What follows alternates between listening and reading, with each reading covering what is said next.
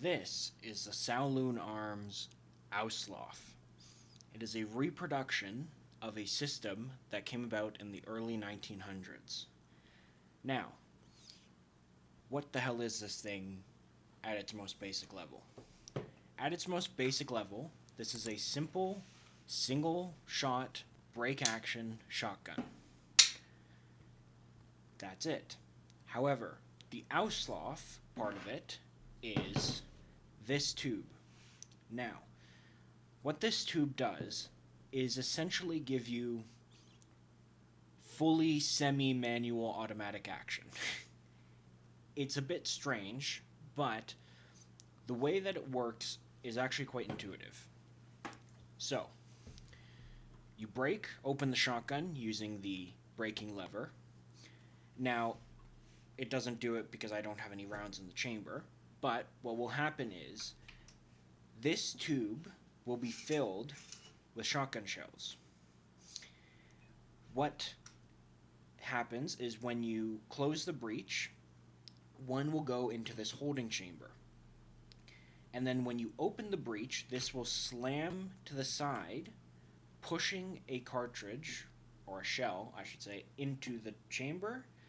And then you simply, this is hard to do on the table, but you do that, pushes this to the side, another one feeds into this tube, you fire your shot, you pull it out, this one goes back over, and repeat. Now, as you might have just seen, there is an extractor, or an ejector, I should say, and your shells will be ejected out automatically. And this tube, I believe, holds 9 shots. Now, the way to load it properly is to push it to the side over here. Now, I will try and show this on camera, but as you can see, there are different indents, and each one corresponds. So this middle one is that so it's loading in, and then this far one is how you load. And so, in order to load this, you would just push this to the side a bit with the shell, push it in, and it will get locked open by being held. Your shell will stay in there because it's being held open by this. When you're done, you will, typically this will be done when the shotgun is closed, but when you're done, you'll put it over, have one go in here, close it up, and fire. Now, this is a Turkish-made shotgun, and Turkish-made shotguns have notoriously been not very good. They are colloquially known as Turk shits. However, I think this is the best that you're going to get. It is a very simple firearm, right? It is a single shot break action shotgun. So it's not like a semi-auto shotgun or even a pump action shotgun where things can just go wrong. That's not the case with this thing. However, there are still some hallmarks of Turkish manufacturing, so to speak.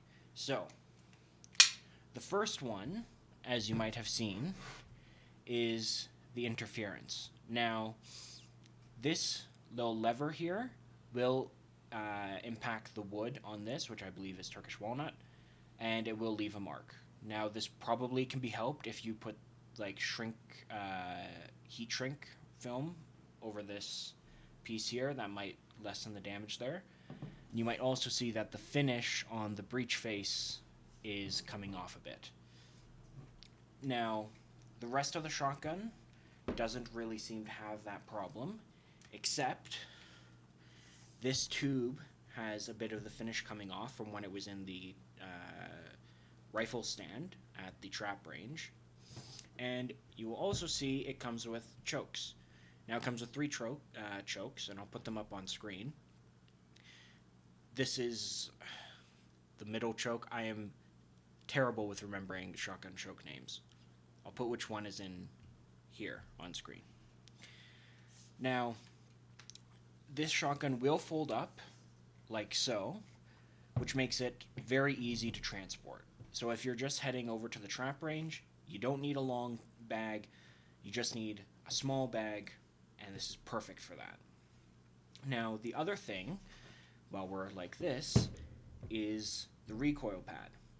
Now, this is actually quite a thick recoil pad, and I did 50 rounds just at the range to get used to it, and then I did 4 rounds of trap with this thing.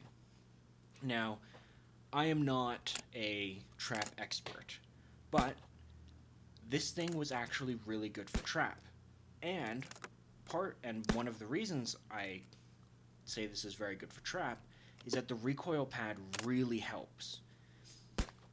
I did 3 rounds with the Atrox, whatever the fuck it was called, and my shoulder was bruised to shit.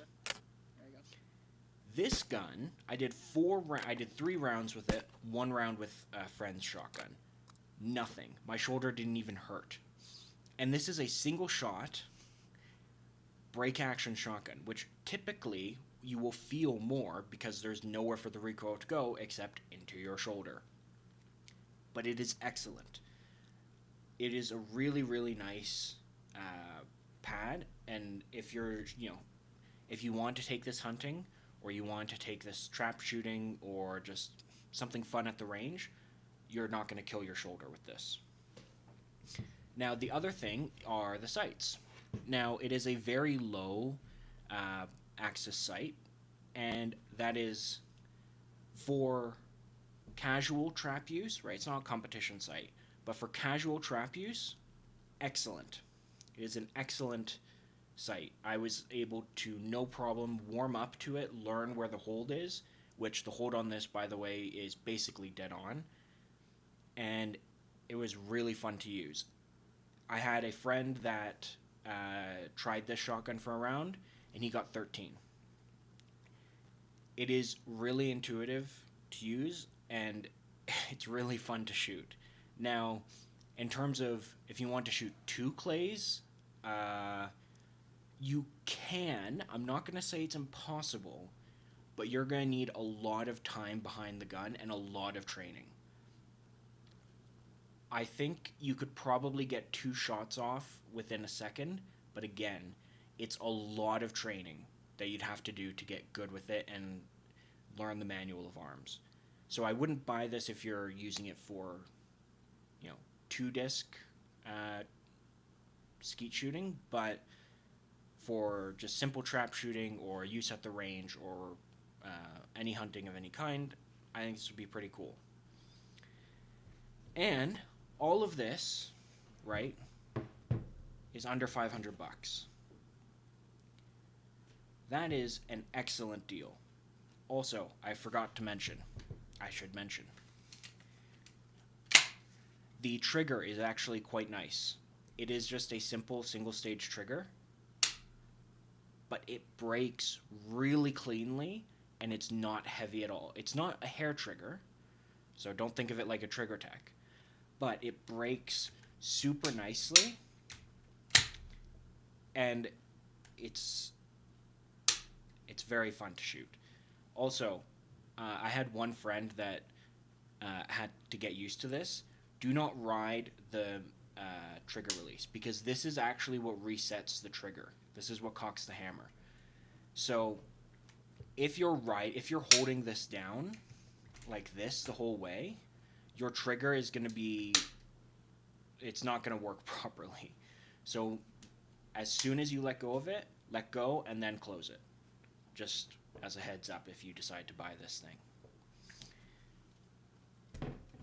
Now, long-term durability-wise, that's not why I'm testing this. This, unlike my 1,000-round reviews, this is really not a gun that you should be doing a burn down of. You should not, don't take this to a 3... I mean, if you want to, you can take this to a 3-gun match. It'd be kind of funny. But it's really not meant for that. This is really meant for, bird hunting and trap use and something fun, something unique in a shotgun collection. And for that, excellent. And it matches the price of that that specific type of firearm. Less than 500 bucks, something that has actual practical use, that is also fun and unique, and you're not breaking the bank like you would with, a really expensive Beretta or something. So, that is it for this video. Thank you very much for watching. I hope you enjoy the video. And next up will be the GHM9 1000 round review. I do have some new types of videos coming down the pipeline that will probably be out. What month are we in now? March. So April, probably starting April, I'll have a new type of rifle review that's a little different to my 1000 round review. So you can look forward to that. And with that, thank you very much for watching. Like, comment, subscribe, and have a good day.